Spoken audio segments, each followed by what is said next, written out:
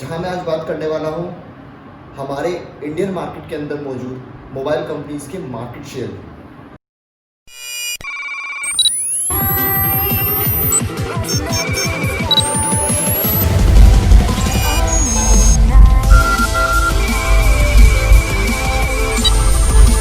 Welcome to MBS Tech Trial. मैं आज कुछ सर्च कर रहा था नेट पे, तो सर्फिंग करते हुए मुझे एक बड़ी इंटरेस्टिंग बात पता चली। सोचा आप सभी लोगों से शेयर कर दूं। स्वागत है दोस्तों MBS टेक ट्रायल की इस नई वीडियो में, जहां मैं आज बात करने वाला हूं हमारे इंडियन मार्केट के अंदर मौजूद मोबाइल कंपनीज के मार्केट शेयर की।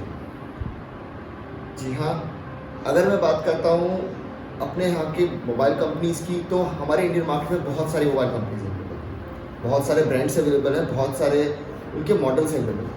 लेकिन क्या आपको पता है कि हमारे मार्केट में, इंडियन मार्केट में बेसिकली कौन सी ऐसी कंपनी है जिसका सबसे ज़्यादा शेयर है? आपने सोचा होगा सैमसंग, MI और एनीथिंग, बट नहीं। ना तो वो कंपनी सैमसंग है, ना ही वो कंपनी एप्पल है। वो है एक चाइनीज़ कंपनी जिसका नाम है BBK इलेक्ट्रॉनिक्स। BBK इलेक्ट्रॉनिक्स एक चाइनीज़ कंपनी है जिसकी बहुत सारी कंपनीज हैं जो मार्केट में अवेलेबल हैं, जैसे कि Oppo, Vivo, Realme and OnePlus. BBK electronics इन सभी कंपनीज की पेरेंट कंपनी। आप इसको इस तरीके से भी कह सकते हैं कि Oppo, Vivo, Realme and one plus, इनकी जो एक्चुअल ऑनर कंपनी है या इनके ऊपर जो इनकी मेजर जो कंपनी है, यही कंपनी BBK इलेक्ट्रॉनिक्स, यही इन चारों कंपनीज को होल्ड करती है। अब मुझे ये कहने की ज़रूरत शायद नहीं पड़ेगी कि आप सभी को पता है कि ये चारों ही कंपनीज इंडियन मार्केट के अंदर काफ़ी अच्छे लेवल पर हैं, और हम सब इनको एक इंडिविजुअल कंपनी के नाम से, या हो सकता है बहुत सारे लोग आप में से इसको एक इस बात से जानते हैं कि ये BBK इलेक्ट्रॉनिक्स की सब होल्डिंग कंपनी। तो अब आगे बात कर लेते हैं कुछ फैक्ट्स के बारे में। एंड हाँ, इसके अंदर एक और है Xiaomi, जो कि एक चाइनीज़ कंपनी है। इसके भी बहुत सारे सब ब्रांड्स हैं, जैसे कि पोको, रेडमी, मी, ये सारे Xiaomi के ब्रांड्स हैं, जो कि सब ब्रांड्स बेसिकली हैं, जो कि इंडियन मार्केट्स में अवेलेबल हैं। अगर मैं अब बात कर लेता हूँ कि इतनी सारी कंपनीज और पेरेंट कंपनी BBK इलेक्ट्रॉनिक्स, जो कि एक्चुअल में इंडियन मार्केट में है ही नहीं। इंडियन मार्केट में किसी और ही नाम से ये फ़ोन्स, किसी और ही ब्रांड से ये फ़ोन्स आते हैं, ये मौजूद हैं। तो ऐसा क्यों? चलिए पहले हम बात कर लेते हैं कुछ फैक्ट्स के बारे में। अगर मैं बात करता हूँ इन सभी कंपनीज के मार्केट शेयर के बारे में, तो जैसे कि मेरे पास कुछ मैंने नोट्स बनाए थे अपने लिए। Xiaomi का हमारे इंडियन मार्केट में 29% का शेयर है, सैमसंग का हमारे पास 15.5% का शेयर है, वीवो का 18.8% का शेयर है, ओप्पो का 13% का शेयर है, रियलमी का 12.8% का शेयर है एंड अदर्स में 10.9% का शेयर है। जिसके अंदर से अगर मैं बात करता हूँ ओप्पो, वीवो एंड रियलमी की, तो इनका टोटल तीनों का शेयर है 44.6%, जो कि एक्चुअली बोलूँ तो है BBK इलेक्ट्रॉनिक्स का शेयर। और दोस्तों, मैंने इसके अंदर वन प्लस को ऐड नहीं किया है, तो आप सोच सकते हैं कि अगर मैं इसमें वन प्लस का भी शेयर ऐड कर देता हूँ तो ऑब्वियसली BBK इलेक्ट्रॉनिक्स का शेयर कहाँ पहुँच जाएगा। चलिए अब आगे बात कर लेता हूँ कि मार्केट शेयर के हिसाब से, तो अगर मैं सैमसंग का और Xiaomi का भी ऐड कर देता हूँ एक दूसरे में, दोनों को इंक्लूड करता हूँ, तब भी मेरा BBK इलेक्ट्रॉनिक्स का जो शेयर है वो ज़्यादा जाता है। इसका मतलब अगर मैं आज की डेट में बात कर रहा हूँ मार्केट किंग की, तो वो है BBK इलेक्ट्रॉनिक्स, जिसके हमारे पास 4 कंपनीज अवेलेबल हैं हमारे मार्केट में, which is one plus, Oppo, Vivo and Realme.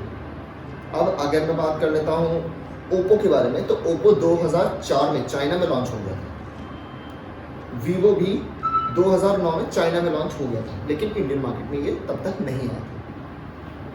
2014 में जिस टाइम पे हमारी इंडियन मार्केट के अंदर स्मार्टफोन का क्रेज़ चल रहा था, हम लोग धीरे धीरे चीज़ों को चेंज कर रहे थे। हम लोग अपने एक सिम्बियंस फ़ोन से या फिर हम लोग अपने नॉर्मल जो सिंपल फ़ोन्स होते हैं, हम लोग एक अच्छे स्मार्टफोन की तरफ जा रहे थे।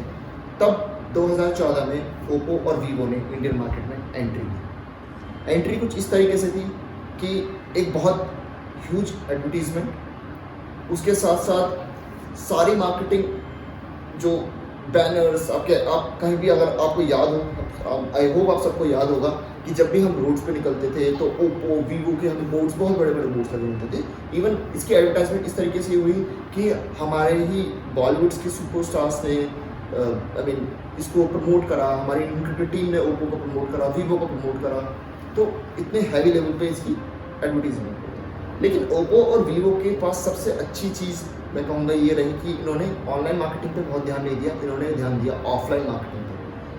Offline marketing with huge advertisement, with a good strategy. उसके बाद इन्होंने वीवेक इलेक्ट्रॉनिक्स ने एक और फ़ोन का एंट्री दी इंडियन मार्केट में, विच इज़ वन प्लस, जिसको हम लोगों ने फ्लैगशिप किलर के नाम से किया। इसने एक फ्लैगशिप फ़ोन का और एक normal the mid range phone का जो गैप था वो इसने ख़त्म कर दिया। इसने जो फ्लैगशिप के फ़ोन जो हमारे अप्रॉक्सीमेटली आते थे लगभग आपके 40-50,000 के, उन्हीं क्वालिटीज़ के फ़ोन को वन प्लस लेके आ गया आपका अप्रॉक्सीमेटली 30,000 के आसपास। आजकल वन प्लस के फ़ोन महंगे आ रहे हैं, आई एग्री, बट एक टाइम था जब मैं बात कर रहा हूँ इन फोन मोबाइल कंपनीज़ की एंट्री की और किस तरीके से चाइनीज़ कंपनी ने इंडियन मार्केट के अंदर एंट्री ली है। अगर मैं अभी बात करूँ वन प्लस की, तो वन प्लस का भी हाल ही में फ़ोन आया जो कि अप्रॉक्सीमेटली 50,000 है। तो मैं फ़ोन के एक्चुअल में किसी फ़ोन के पर्टिकुलर प्राइस की बात नहीं कर रहा, मैं जस्ट एक कंपनी की बात कर रहा हूँ। तो जब वन प्लस ने मार्केट में एंट्री ली तो फ्लैगशिप किलर के नाम से जाना है।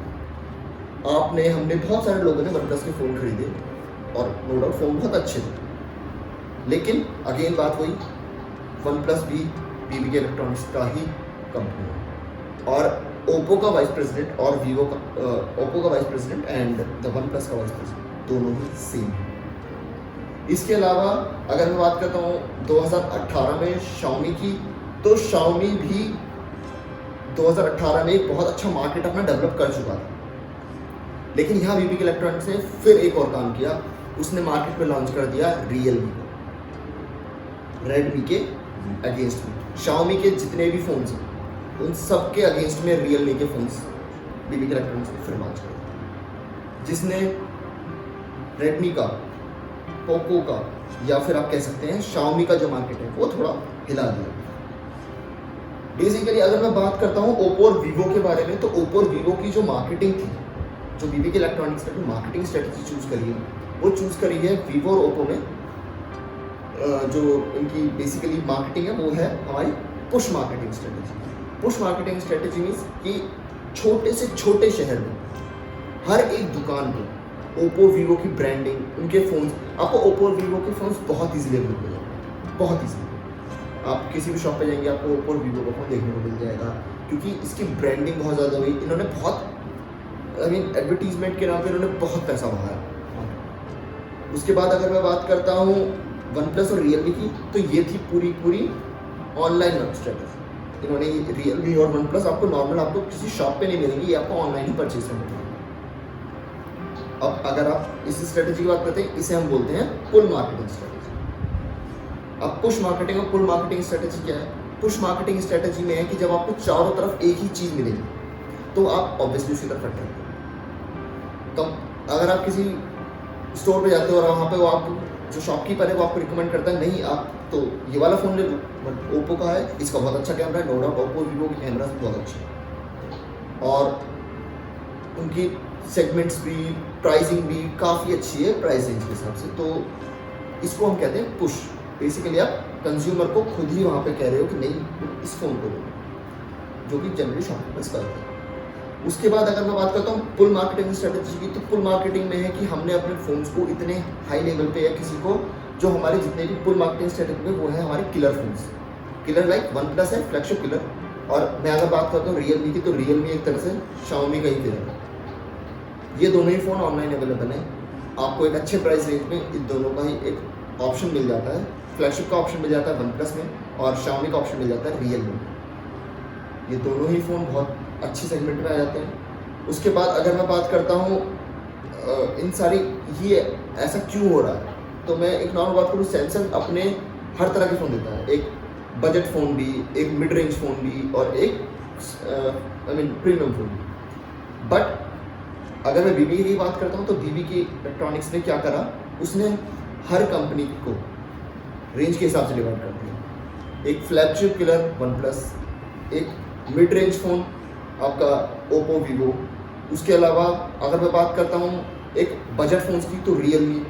तो इसने इन चारों ही कंपनीज़ को 4 पार्ट्स में डिवाइड कर दिया, जिसमें आपकी फ्लैगशिप भी कवर हो गई, मिड रेंज भी कवर हो गई और बजट भी कवर हो गई। तो अब अगर मैं इसके ऊपर एक छोटी सी इन चीज़ों को देखता हूँ या करता हूँ, तो बेसिकली इसमें BB इलेक्ट्रॉनिक्स पूरे मार्केटिंग, जो पूरा इंडियन मार्केट है और जो मार्केटिंग स्ट्रेटजी है, उसको पूरी तरह से होल्ड कर रहा है, स्लोली धीरे धीरे, और लोग इसके फ़ोन्स परचेज भी कर रहे हैं।